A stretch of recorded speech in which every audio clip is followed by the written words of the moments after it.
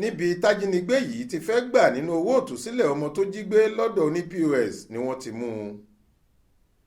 Ọkùnrin ajínigbé kan Tochukwu Nwoth lọ́wọ́ pálábá rẹ̀ ségi pẹ̀lú bọ́wọ́ àwọn agbófinró ṣe tẹ̀ ẹ́ lẹ́yìn tó jí ọmọdébìnrin ẹni ọdún mẹ́fà kan Nwazi Chukwu Ezedinma gbé nínú ọkọ̀ ìyá rẹ̀ l'Ákúrẹ́.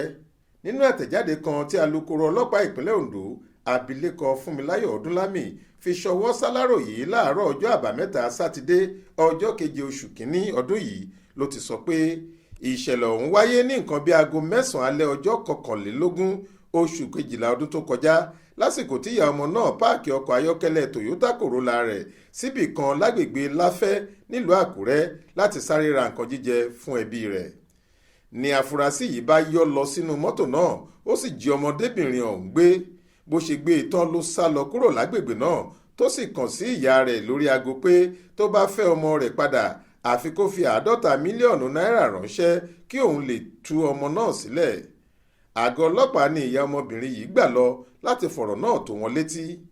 Alukoro ọlọ́pàá ní látìgbà tí ìyá ọmọ yìí ti wá fọ̀rọ̀ ọ̀hún tó àwọn létí làwọn ti bẹ̀rẹ̀ ìwádìí nípa rẹ̀ tí àwọn sì ń ṣọ́ ajínigbé náà lọ́wọ́ lẹ́sẹ̀.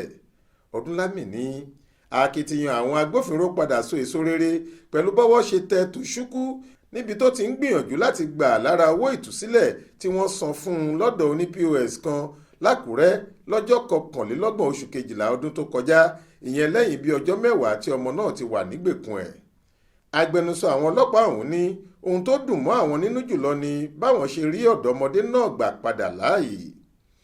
Ó fi kún un pé Tochukwu yìí yóò fojú balẹ̀-ẹjọ́ ní kété tíwádìí bá ti parí lórí ẹ̀sùn tí wọ́n fi kàn án. Olúṣèyẹ Ìyádé ló ṣàkójọ ìròyìn yìí fún iléeṣẹ́ tẹlifíṣàn Aláròyé online. Faith Adébọ́lá ló kà á sétí ìgbọ́ yín.